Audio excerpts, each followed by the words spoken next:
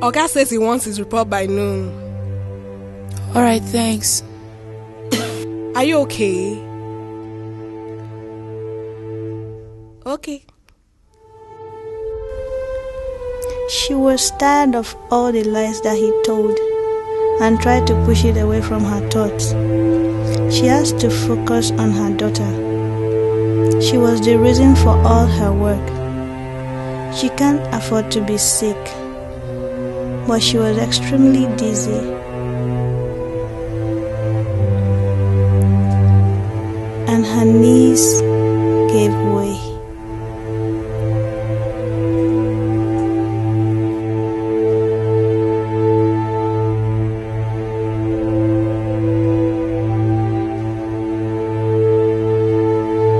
This was not the first time she was frail.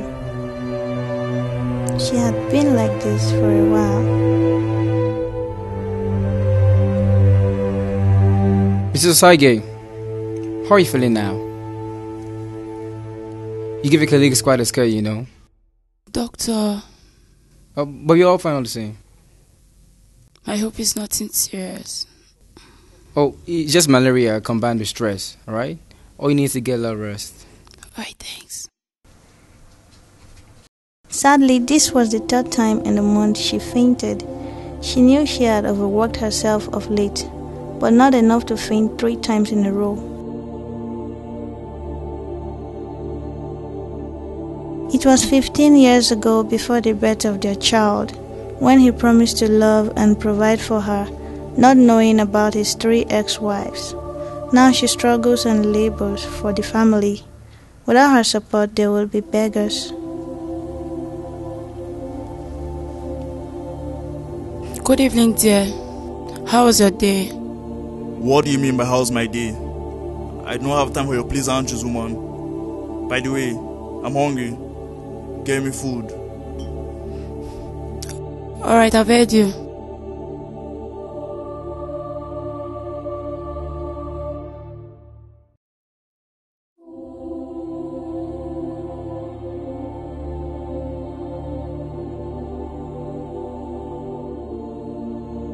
Uye. Mommy! My love, Mommy, how are you welcome. doing? Thank you. How was work today? Work was fine. Have you eaten something? I drank everything when I came back from school. Daddy finished all the food at home. You know what? I'll get you something to eat. But there's nothing at home to cook. I bought something on my way back. Really? Yeah. Okay, just go and cook, but I'll prepare it. Thanks.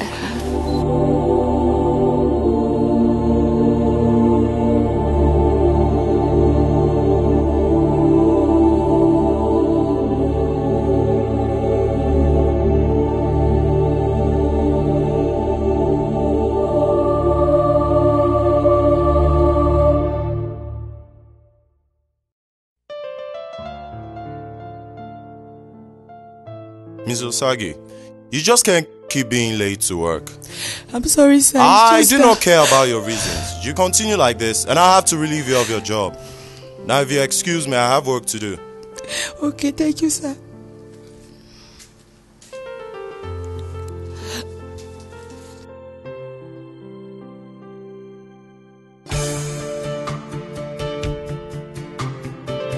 Fired? She could not think of it. How would the family survive? Who would pay her daughter's tuition? She could not let that happen.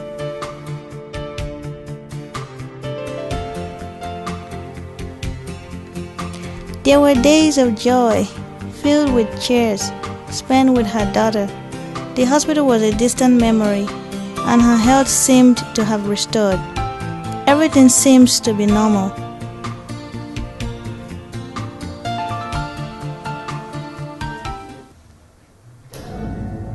But there were other days as weeks rolled by. Her health started to deteriorate. She grew weaker and weaker.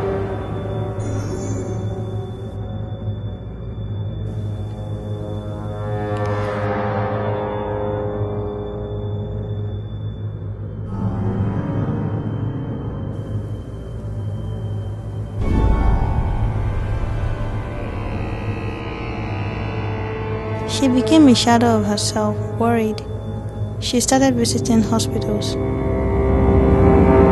From one hospital to another, they all had different ideas of what was wrong with her. If it's not tuberculosis, it's malaria or typhoid. She got tired at the point she did not know what to believe anymore.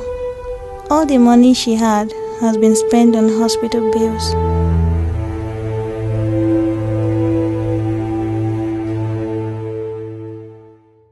I'm sorry.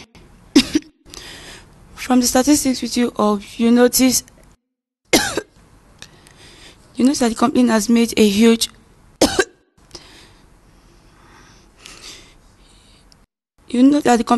huge profit this year. Mr. Sage, are you okay? I'm fine, ma, thanks. Company has made a huge profit this year. Due to the implementation, please excuse me.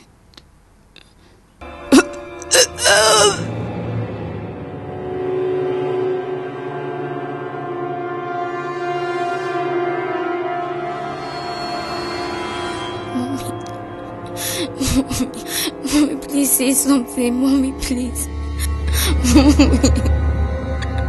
Mommy. Say something, Mommy, please.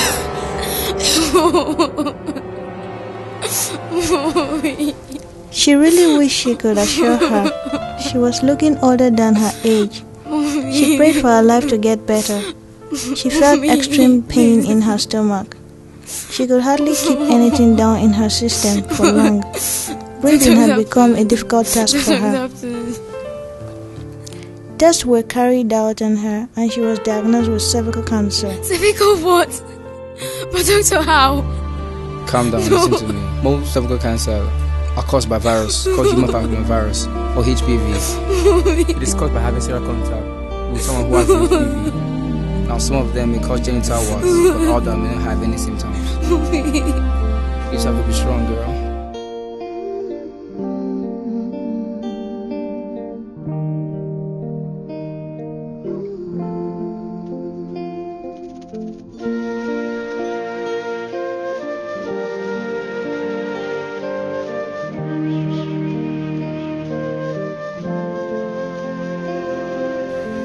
Cancer kills more people than malaria, AIDS, and hepatitis put together.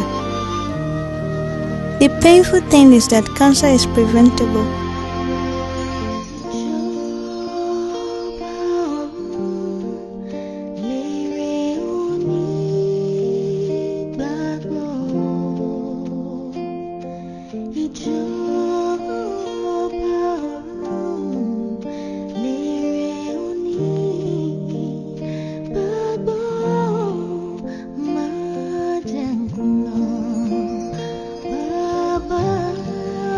Young girl, we need to call your father. Your mom's dead.